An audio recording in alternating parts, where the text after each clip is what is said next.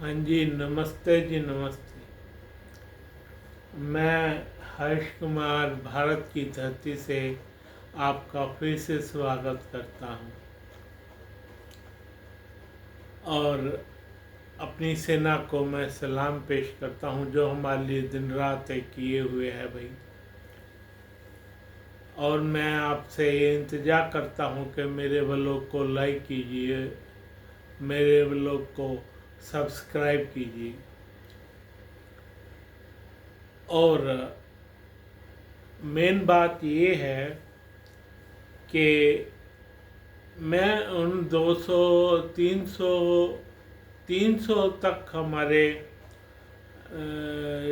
देश के नागरिक जो कि एक विमान दुर्घटना में काल गति को प्राप्त हुए हैं उनको सलाम पेश करता हूँ और उनसे उनके प्रति अपनी संवेदनाएं व्यक्त करता हूँ। भाई, जो ये दुर्घटना हुई है बहुत भयानक हुई है। इसमें एक ट्रेंड तो ये है कि कोई इसमें वो तो नहीं है, क्या कहते हैं, इनकी वजह से तो कुछ नहीं है, पाकिस्तान वगैरह देशों की वगैरह वजह से भाई इन्होंने ही कुछ कल्याण करवा दिया, पर उसकी संभावनाएं बहुत कम नज़र आ रही हैं, और ये देखने में आ रहा है कि हमारा विमान जो गिरा एकदम उड़ते ही गिर गया। गिरा क्या, धीरे धीरे ग्लाइड होते हुए वो गया। इसमें एक बात और है, दो तीन बातें हैं इसमें। जो ये हमारा विमान गिरा, इसके अंदर कितने ही ऐसे एक मिनट, इस विमान की ज़्यादातर घटनाएं सामने आ चुकी हैं भाई, गिरने की, ग्लाइड होने की। जो इसमें दिखता है कि इसका कोई भी ऐसा कनेक्शन नहीं था जो हमारे पाकिस्तान जैसे देशों का इसमें कनेक्शन तो निकला नहीं, मेरे विचार से तो है नहीं। जो पूरी तरह देखने में आया है भाई, इस विमान में क्या था, एसी काम नहीं कर रहा था। जो जैसा कि उसने बताया, और सिर्फ एक यात्री बचा है, विश्वास कुमार, एक यात्री बचा है जो दीव अपने भाई के साथ घूमने गया था भाई, वही बचा है, बाकी तो सभी कलवित हो गए।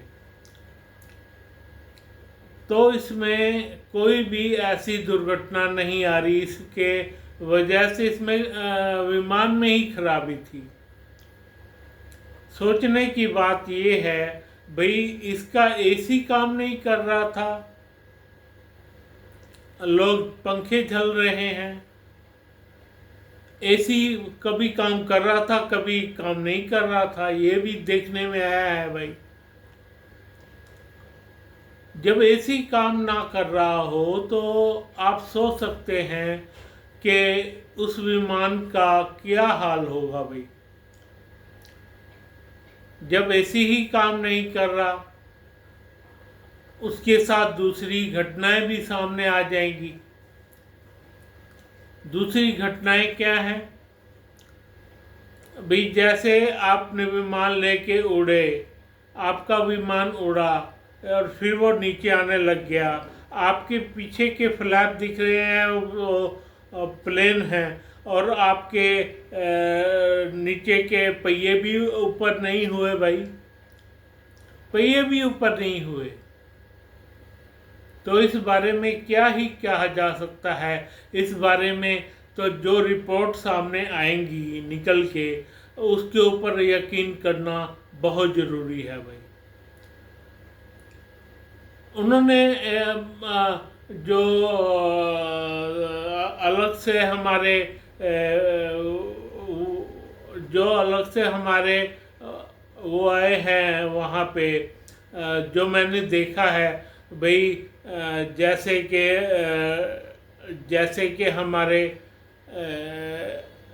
पायलट, बहुत से पायलट भी आए हैं इस पर अपनी राय देने के लिए। जब इस पर राय देने के लिए पायलट आए हैं और उन्होंने एक चीज़ और बताई है, वो ये कि भाई इनके फ्लैप ऊपर थे और जो 50-100 मीटर पे ही ऊपर चले जाने चाहिए इसके पहिए, वो पहिए बाहर थे भाई। हाँ जी, वो पहिए बाहर थे। तो क्या ही कहा जा सकता है भाई इसमें, जब पहिए ही बाहर। मेरे को ये था 625 मीटर पर ऊपर पहिए तो अभी बाहर ही होंगे, लेकिन वो कहते हैं 100 मीटर होते ही हम लोग पहिए ऊपर कर देते हैं भाई। जब 100 मीटर पे पहिए ऊपर हो जाते हैं और 625 मीटर पे ऊपर नहीं हुए भाई, इसका क्या कारण है? इसका तो विमान में ही कोई ना कोई खराबी थी, विमान में ही कोई ना कोई खराबी थी, और 12 साल पुराना विमान था। ये बात और है कि इसके बाकी के पुर्जे जैसे इसके वो क्या कहते हैं, शीशे, जो नॉन टेक्निकल ब्रांच है जिसकी, भाई वो तो जैसे ज़्यादा लाइट बढ़ने पर ग्रीन हो जाते हैं या काले हो जाते हैं, वो भी सामने आया है। पर देखने वाली बात ये है कि पहिए और फ्लैप, पहिए ऊपर नहीं हुए और फ्लैप नीचे नहीं था भाई। वो ऐसा हो सकता है जैसे ही उसने यान पकड़ा, गति ने यान पकड़ा हो, वायु या गति पकड़ी हो, तो पहिए ऊपर हो गए हों भाई फ्लैप, पर पहिए क्यों नहीं ऊपर हुए, ये सोचने वाली बात है। तो मेरे ख्याल में इसके अंदर ही कोई नुक्स पैदा हो गया था, और जब उन्होंने वायुयान को ये भी कहा, क्या मेडे मेडे का कॉल दिया, मतलब ये कि पूरा थ्रस्ट पैदा नहीं कर रहे थे भाई इंजन के विमान, दोनों इंजन, विमान के दोनों इंजन थ्रस्ट पैदा नहीं कर रहे थे। चलो ये तो एक बात हो गई, ये तो एक बात हो गई कि हमारा विमान ही इसमें थोड़ा पुराना था और काम नहीं कर रहे थे भाई। और क्यों नहीं काम कर रहे थे, कैसे काम करना छूट गया, जबकि अभी भी दिल्ली से आया था वो विमान, दिल्ली से आकर के खड़ा हुआ था भाई। खराबी तो कभी भी आ सकती है, कुछ कहा तो जा नहीं सकता, ऊपर भी आ सकती थी, नीचे भी आते हुए हो गई होती, लैंडिंग करते हो गई होती, तो इसमें यात्रियों के बचने के चांस थे, यात्रियों के बचने के चांस थे अगर लैंडिंग करते हुए कोई भी इसमें खराबी आ गई होती। पर जैसे ही टेक ऑफ क्रिटिकल फील्ड होता है, जैसे ही टेक ऑफ किया उसमें खराबी आ गई थी, तो इस वजह से हमारा ये विमान गिर गया भाई। और अब इसकी जांच होगी, 3 कंपनियां जांच कर रही हैं, एक तो ब्रिटिश, दूसरा बोइंग की, तीसरा जो कि अमेरिकन है, और तीसरा हमारी खुद की। 3 कंपनियों की क्या रिपोर्ट आती है ये तो वक्त बताएगा भाई, और रिपोर्ट जल्दी आ जाएगी क्योंकि ब्लैक बोर्ड मिल गया है भाई, जो इनका 2 होते हैं क्या कहते हैं उसको, ब्लैक बोर्ड कहा जाता होगा, उस हर विमान में मिलता है, जो पीछे का एक हिस्सा होता है और आगे एक हिस्सा, दोनों ही मिल गए हैं भाई। अब सोचने वाली ये बात है भाई, इसमें बहुत से लोगों के शोक संतापना संदेश भी हमारे देश को आ रहे हैं भाई, जिसमें अमेरिका है, ब्रिटिश है, कनाडा है, रूस है, रशिया है, और भी बहुत से देशों के हमारे को शोक संदेश आए हैं भाई। पर इसमें जो एक शोक संदेश है वो बहुत ही भयानक किस्म के आदमी का है, भयानक किस्म के आदमी का। जी हाँ, मैं उसको भयानक ही कहूँगा। वो है ज़ेलेंस्की। ज़ेलेंस्की का शोक संदेश क्या कर रहा है भाई? ज़ेलेंस्की का शोक संदेश क्या कर रहा है? जबकि वो उसने तो अपने देश के लाखों लोगों को मरवा दिया, कम से कम 5 लाख लोग तो मेरी ही नज़र में है भाई। 3 साल हो गए, 3.5 साल हो गए हैं उसको युद्ध लड़ते हुए 3.5 साल हो गए हैं। और उसका शोक संदेश, उसका 3.5 लाख लोगों की माओ के पास जाके नहीं दिया भाई कभी शोक संदेश, हमारे को दे रहा है। अरे शर्म आती है मुझे, ज़ेलेंस्की पर शर्म आती है। उसने अपने देश बिल्कुल तबाह और बर्बाद करवा दिया भाई। जी हाँ, उसने अपना देश और प्रदेश यूक्रेन को पूरी तरह से तबाह करवा दिया भाई। वो बंदा हमारे को शोक संदेश दे रहा है, वो बंदा हमारे को शोक संदेश दे रहा है। अरे क्या कहूँ अब मैं, तुम एक निहायत कमीने इंसान हो भाई। तुम्हें अब सबसे पहले तो अपने 5 लाख लोगों को जो काल कलवित हो चुके हैं तुम्हारी वजह से उनको, उनकी माँ को क्या संदेश दोगे भाई? क्या संदेश दोगे तुम? हमारे को शोक संदेश दे रहे हो भाई। ये तो काल कलवित हो गए ना लोग। कल 200-300 आदमी हुए ना, नीचे मेरे बेचारे डॉक्टर जो थे, 300 आदमी मान लो काल कलवित हो गए। पर तुमने तो 5 लाख लोग मरवा दिए भाई, 5 लाख लोग मरवा दिए।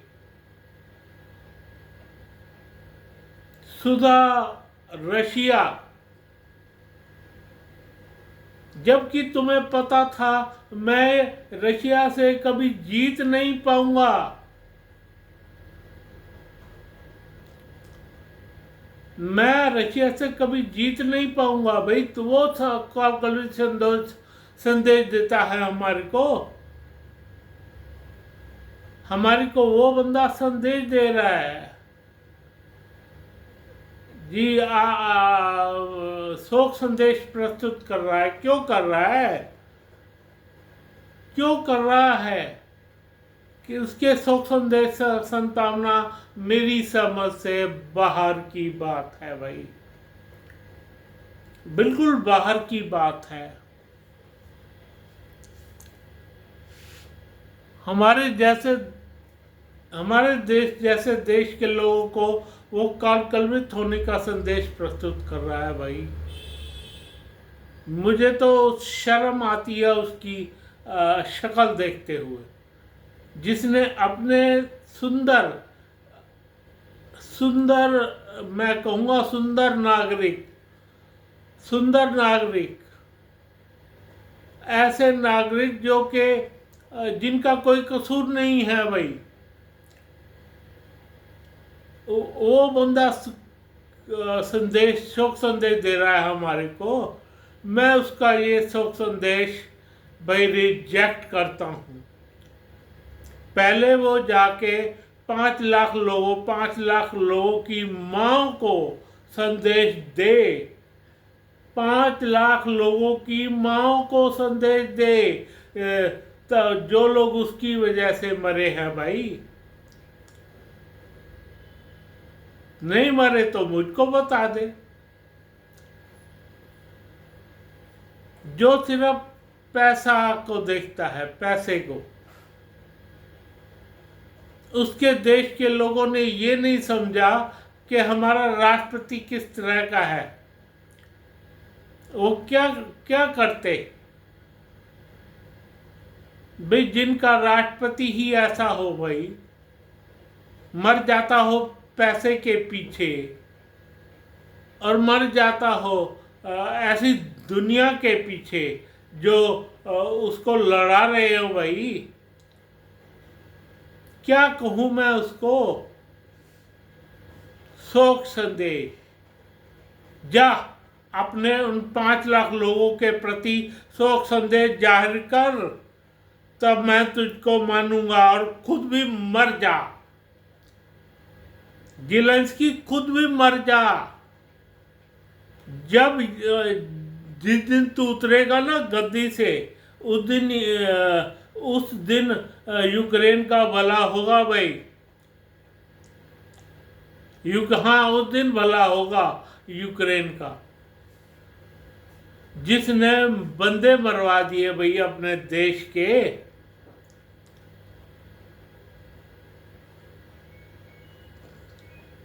क्या कहूँ अब मैं तेरे को। तो ठीक है, तूने मरवा दिए सो मरवा दिए, तू क्या करेगा, किसका करेगा। मैं तो, मेरा तो भेजा ही काम नहीं करता भाई। इस बंदे की शोक संदेश रिजेक्ट है, रिजेक्ट है इस बंदे का शोक संदेश। और सबका शोक संदेश जीसस के पे हाजिर है।